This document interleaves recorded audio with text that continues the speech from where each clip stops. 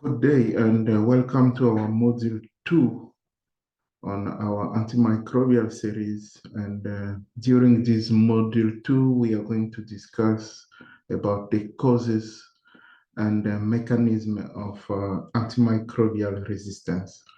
I am Professor Apalata, a clinical microbiologist. So let me share my screen with you.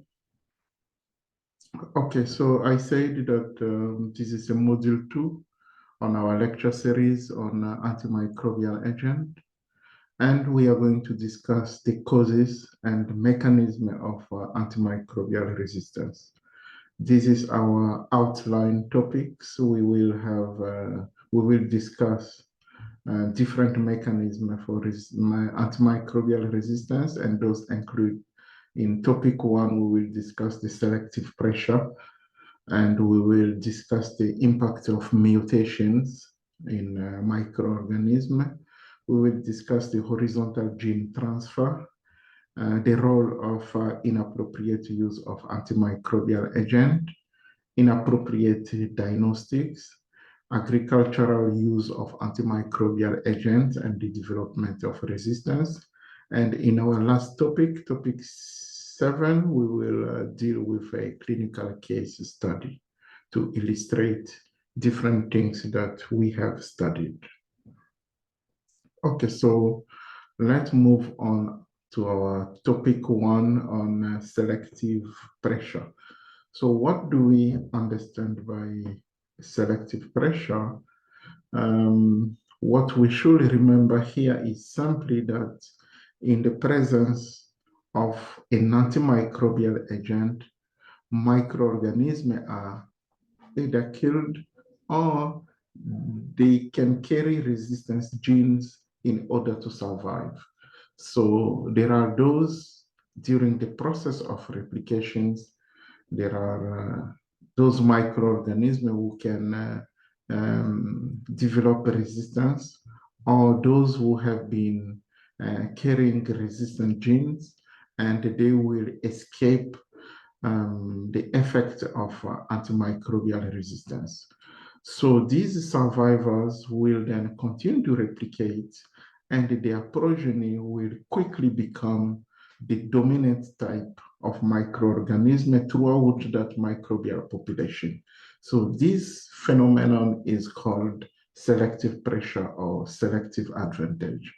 So as we can see here, let's say we have a non-resistant bacteria. And these non-resistant bacteria can cause an infection, and we can see here bacterial replication that is taking place.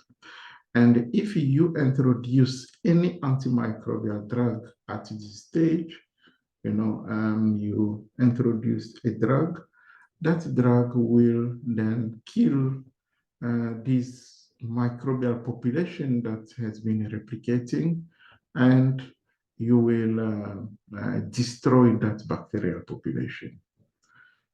Now, let's assume that among those microorganisms, one has been carrying a resistant gene in this population.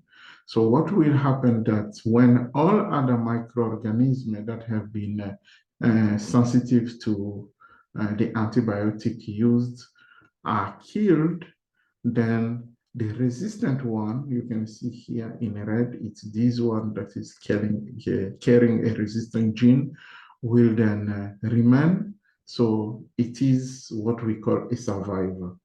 And this survivor will then continue to replicate because it will then have enough space, enough nutrient for itself to replicate. And this progeny will then become a dominant microorganism. So you will see that during the replication, it will then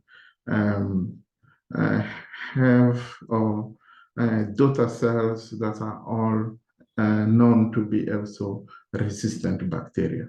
So you then create a population, a new population, that is resistant to that particular antimicrobial.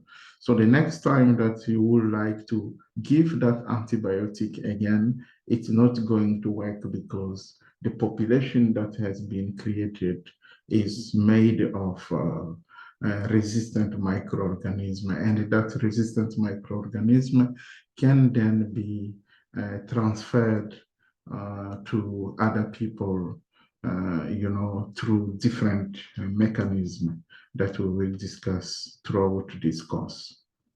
And the other thing to remember is that this process of selective advantage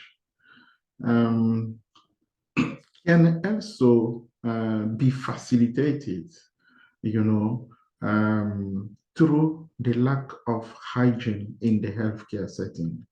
So it means that when this progeny is formed, that is a dominant step, a dominant type of resistant microorganism, and there is a replication, and we have the entire population that is made of resistant bacteria. If there is inappropriate infection prevention and control measures in place in a ward or in a hospital facility, it will then allow the transmission of these resistant microorganisms from one patient into the rest of the patient. So that's what we say, that this selective pressure or selective advantage through misuse of antimicrobials act in synergy with the lack of hygiene in the healthcare setting. So here we can see a 10% ward occupied by patient without drug-resistant organism. Then we can see one of the patient here, who is treated for a suspected infection. One microbes undergo genetic changes, because when there is a replication, some microbes will undergo genetic change. Then what happened is that if we take that situation, we say here that we have a microbial population that is still made of bacteria that are sensitive to a specific antibiotic that you are using to treat that patient. Then one develop a resistant gene during the process of replication, and that genetic change will lead to resistance of this bacteria to an antimicrobial agent that we call antimicrobial X. So then what will happen that the administration of that antimicrobial X will then destroy the whole susceptible population. Then you can remain only with the resistant pathogens that will then start replicating and overpowering the entire microbial population. So if we come back to this example here in our 10-well patient, so this patient is then being treated with a specific antimicrobial. Then the bacterial undergoing genetic changes. We can see that one bacterial cells here that develop resistance. Then this patient becomes infected with a resistant microorganism. Then what happens is that we have the rest of the patient who are not receiving any antibiotics. So if you have a nurse who comes to deal with that patient and without hand washing, go and look after other patient, then that nurse will then transmit throughout this hospital facility or this ward a resistant microorganism. So that becomes a huge problem. So this is what we can see. The nurse is moving around without washing her hands, then infecting all other patients. It's the same.